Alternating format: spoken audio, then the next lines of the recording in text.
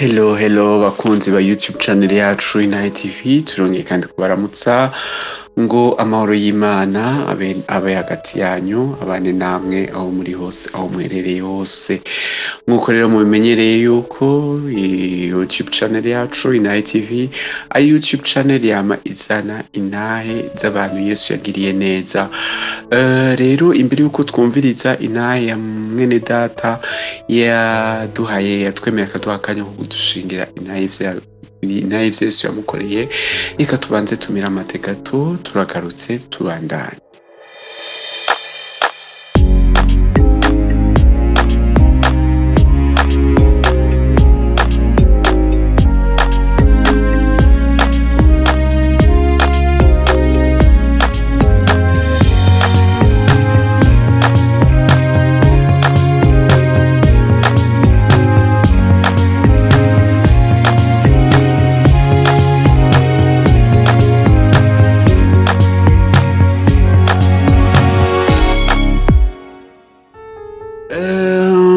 Nkuko nayimeje kubabwira yuko uyu munsi kandi dufise intahe ya mushiki wacu yashimye kudushingira, kudusangiza kugira ngo dusangirire hamwe twese twumve ivyo Yesu yamukoreye. Ariko mbere yuko ndamuha akanya adusangize ivyo Yesu yamukoreye, nagenda kwibutse wewe utari bwagire subscribe canke s'abone ngo ufyonde kuri subscribe canke s'abone, iruhande yaho hari agakengeri uheze ugafyondeko kugira ngo imisi yose uze wame uba uwa mbere uronka intahe zacu mu wa mbere.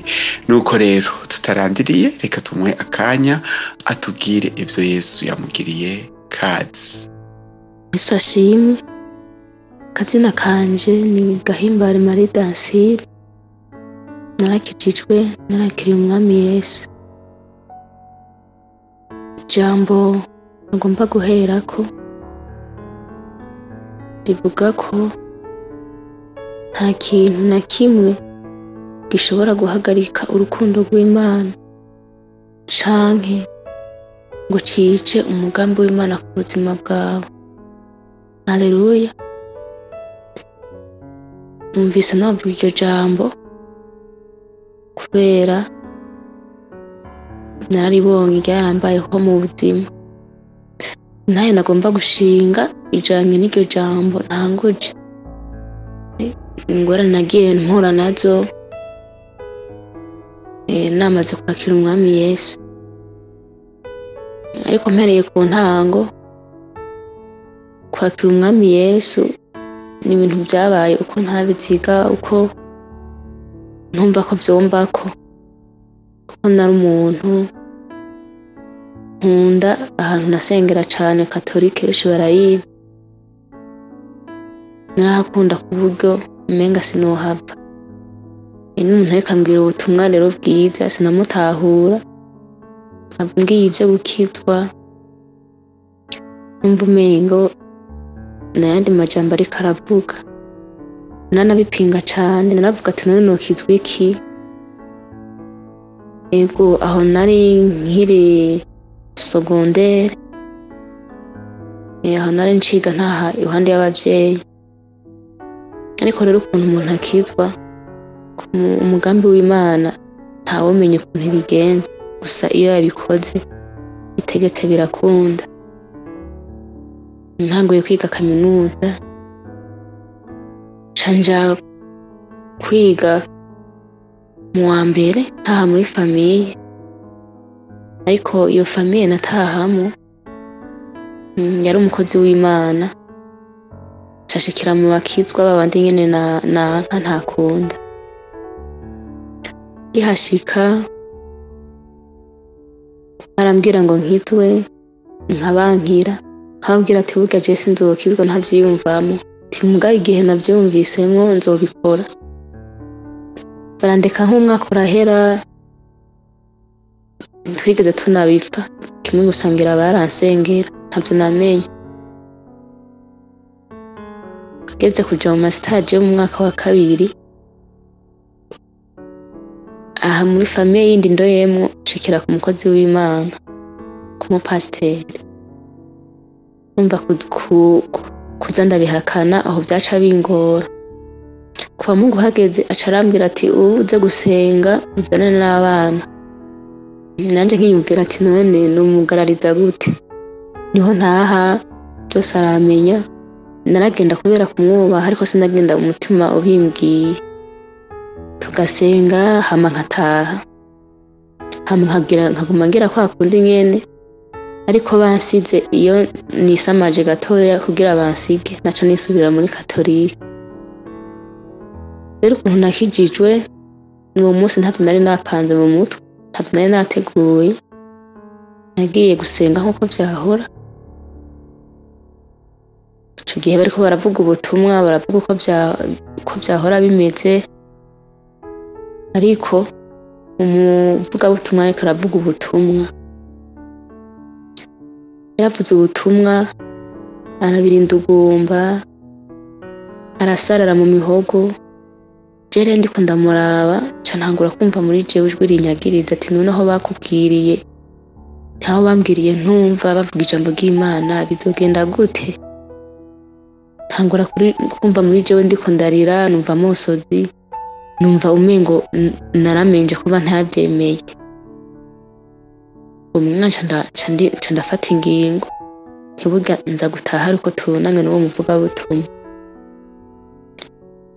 Tugeze gusohoka naramurondeye ndatangura ndamubwira ati we ndagukeneye, ati ijambo ry'Imana numvise, ati numvise mu mutima rimbwira ko no kwakira umwami Yesu, ariko uratangura usigurira. Ni koko kugira mwahora muvuga ati muze imbere mwakira umwami Yesu, sindahora ntahura ivyo arivyo. Ibyiza mutangura mukambwira nkanabasiguza ibindi.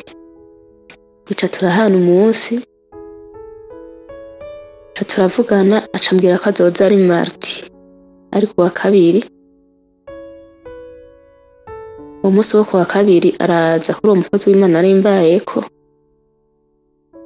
aje uwo mukozi w'Imana nari mbayeko we nta n'ivyo yarazi kuko ntiyarazi ivyo twavuganye ku rushengero.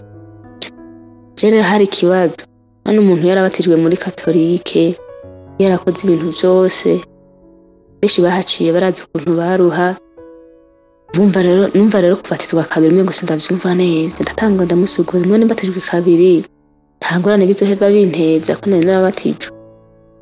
Arambwira ubutumwa bwiza, arambwira ko atangorane bizonteza. Hama ahejeje kumbwira aca arambaza ati none wumva wo mwakira? Aca ndavuga ati vuga ntuva ngaha ntamwakiriye, nico naguhamagariye. Aca arahamagara umukozi w'Imana mbako, turasenga ndatura ndihana ndamwizera ndamwakira. Inyuma yaho rero ivyo nabikoze muhira ntavyo bari bazi, iyo tuvuka ntavyo bari bazi. Ndavyumvise ibintu vyagiye kure cane. Mama arashavura ati wewe amezi 3 nakwigiye nduga ahantu h'amasaha 3 nkuronderere batisimu, ibintu wangiriye umwana wanje nibiki, tivyakugendeye gute? Kimwe narabishura nti kubitahura ntavyo mwoshobora gutahura mudatahujwe n'Imana. Nuko nanje nabibonye uko nyene. Mukuru wanje wewe rero harageze igihe anyishurana nabi, munyuma ndamubwira ntiburya ijuru si mama wawe canke si papa wawe bazori kujanamo. Nza kumubwira iryo jambo kugira aciye amera nk'utekereza, aratekereza biramera nk'ibimuvoyemo. Ariko maze gutaha muhira arasubira arambaza, mama ntiyabitahura ko noba narahindutse. Muhira n'abakatolika cane indani, nubwo ati vyabaye uko nyene. Ariko subiye inyuma gatoya mu kubatizwa narabatijwe, ariko muhira narabibahishije ntavyo nababwiye kubera batabitahura batavyumva neza. Nase ko nobatizwa nyene dufitaniye akagorane mu mutima, ca ndababwira mu nyuma vyaraheze ati no kubatizwa narabatijwe kugira nyene ntibaze kubyakira nabi bitaraba. Ico gihe narabatijwe, ndabatizwa mu bandi, nari nize n'inyigisho. Uwo munsi mbatizwa numva ndamahoro, numva nezerewe, numva umunezero nkwiye hose, numva nezerewe cane bimwe ntovuga. Ntabwo nitaye kuntu abavyeyi bavyiyumvira canke aho tuvukana, kuko bo urumva ntavyo batahura. Ico gihe nca ndabatizwa, birahera, nabatirijwe n'Ingozi, ko naho nari nakiriyeyo ubutumwa. Nca ndasubira ndamanuka Bujumbura iyo naje mva, hama ndabandanya mu bikorwa vy'Imana. Ariko ikintu nagomba kubabwira bene data, burya mu gihe wemeye ukakira Umwami Yesu, ntuzobura ibintu bigutsitaza. Ivyo ntivyobura, kuko nagiye mpura navyo. Je hari n'uwo twahura akambwira ati none burya wewe urakwije neza, ubwenge wumva ko bukwiye? Ndavuga ati ubwenge burakwiye, atoya ati uraraba neza. Rero mu gihe cose uzokwemera gukurikira Umwami Yesu, intambara zozo ntuzobura guhora nazo, kuko burya ubwami bubiri ntibushobora guhuza. Ubwami bw'umwiza n'ubwami bw'Imana ntibwoshobora guhuza, ntibikunda. Bazovuga n'amajambo menshi bavuga ko bakijijwe kubera ibi n'ibi, ariko ico nokubwira, kubera uzobuza uwo wizeye, uzugume mw'ijambo ryayo, niryo rizokugumya, niryo rizokwigisha. Kuko ugiye kumviriza amajambo y'abantu usanga wabivuyemo, ugasanga nta n'akanya uhagaze mu kwizera. Amen. Rero bavukanye, ivyo bihe vyose kubera je nari nakijijwe, numva ndabihimbariwe. Ivyo bihe vyose naciyemo nta na kimwe vyigeze bingira, numva atangorane, kuko je muri jewe numva amahoro, numva umunezero, numva muri jewe nyene numva ko hari cahindutse. Eka ntatwaye umwanya muremure, kandi nagize ndababwira ko burya ikintu Imana cose yagambiriye ku buzima bwawe, kuko urukundo rwayo iragikora, kandi aho ibicisha nta naho umenya. Kimwe gusa, iyo yabikoze ntawihaririza kandi ntawihinyuza. Umugambi wayo irawushitsa iciye mu nzira yonyene yishakiye, ubwigenge bwayo, nkuko ari Imana nyene y'ububasha. Hama Umwami Yesu abahezagire. Sinovuga ibindi vyinshi, birahari, ariko tuzosubira turonka akanya. Amen, amen, amen, amen, amen. Murakoze cane Dancile, Imana ibahezagire cane. Urumva ko Dancile Imana yamugendereye kenshi cane, ashaka ko akizwa, kugeza aho irya nyuma yinjiye muri eglise, abona umupasteur, umukozi w'Imana ariko arigisha, yashira mu biranye, ijwi ryacitse, ijwi ritangura rero kumwagira muri we. Nuko rero acaragira amahitamo hakiri kare, atarahura n'ibibazo. Rero urumva ko igihe yava kubatizwa yumvise afise amahoro menshi. Rero nawe nagenda kwibutse yuko ata mahoro uzokwigera uronka muri ivyo vyaha urimwo, canke nta mahoro uzokwigera uronka kwakira Yesu ntibikwiye, ntibihagije, ariko kumushingira inahe mu kwemeza neza ko upfanye nawe ukazukanwa nawe, arico gikorwa co kubatizwa. Ico gikorwa ntabwo utaragikora ntuzokwigira wumva amahoro, hari n'ibindi bintu utazokwigira wishapa, kubera Mwemu Yera utaramuha ikibanza ngo abane nawe muri wewe. Nuko rero ntibikucivutu ngo wiyumvire ko vyarengeranye, ntihararengerana. Niwegera abakozi b'Imana mu rushengero usengeramwo, ubabwire ko ushaka kushingira inahe Yesu mu kubatizwa nabo bazogufasha bakwereke ivyo ukwiye gukora. Nuko rero Dansile turagushimiye cane gose kukungene waduhaye akanya ukatwemerera gose kudusangiza inaha yawe.